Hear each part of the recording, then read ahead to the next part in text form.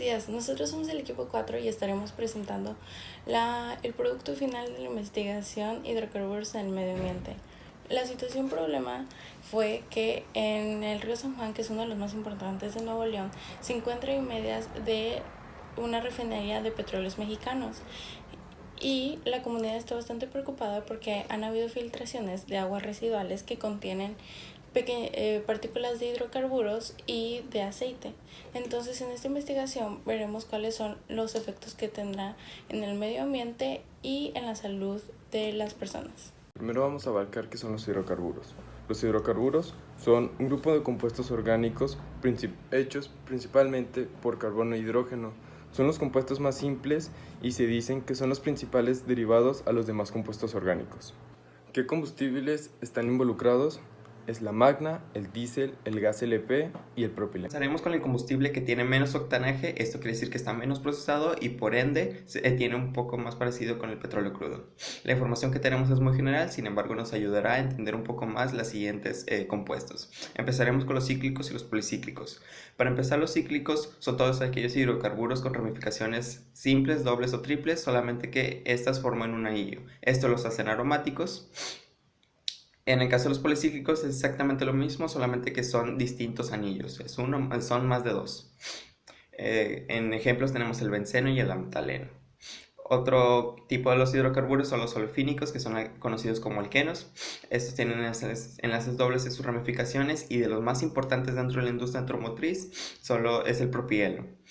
Y por último tenemos los parafínicos. Estos engloban alquenos. Lo importante es que sus ramificaciones son lineales y entre más grandes, más fuerza intermolecular porque tienen más masa. El combustible de 87 octanos, mejor conocido como magna, tiene diferentes compuestos. Entre ellos vamos a explicar el isoctano, el N-octano y el benceno. En el caso del isoctano es un isómero variante del octano.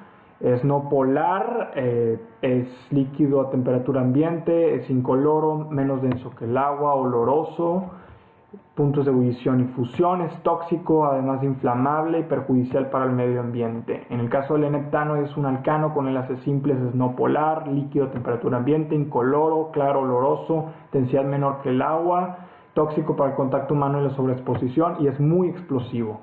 Y por último, en el caso del benceno, es cíclico con dobles enlaces, es no polar con fuerzas de dispersión, los tres tienen fuerzas de dispersión, es muy inflamable, líquido, temperatura ambiente, incoloro, con olor muy fuerte, menor densidad que el agua, poca solubilidad, afecta a la salud pública de la sobreexposición y afecta al medio ambiente, pero es degradable además en el suelo y en el agua.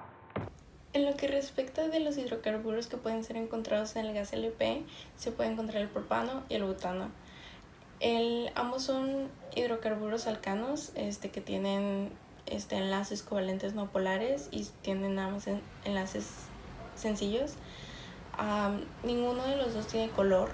El propano sí tiene un olor fuerte a disolvente.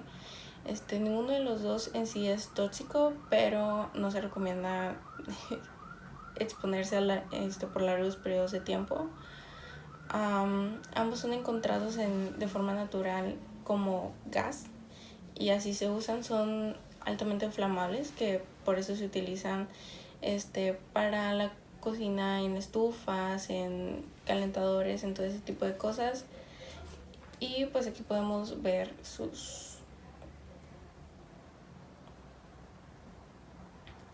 y en la presentación aquí pueden ver sus estructuras. El propileno es un compuesto que contiene enlaces dobles de carbono, es un compuesto no polar, insoluble en agua, es un gas combustible, es incoloro, con un olor natural picante, es altamente inflamable, tiene muy baja toxicidad.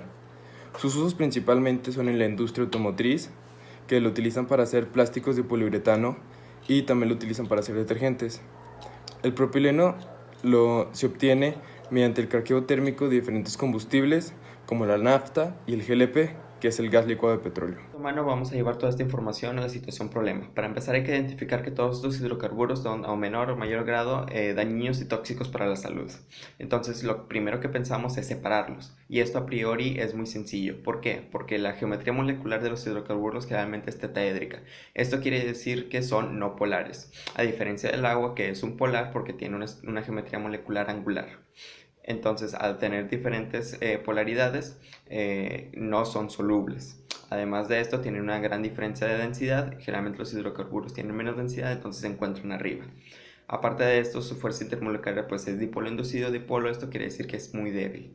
Entonces, al momento de pensar de separarlos hay que tener mucho cuidado porque generalmente pensamos en calor. Entonces, ¿qué cuidados tenemos que tener? Para empezar, que los hidrocarburos son muy inflamables, y además de que generalmente el punto de ebullición son similares al agua. Entonces, pues no se podría separar con facilidad con calor.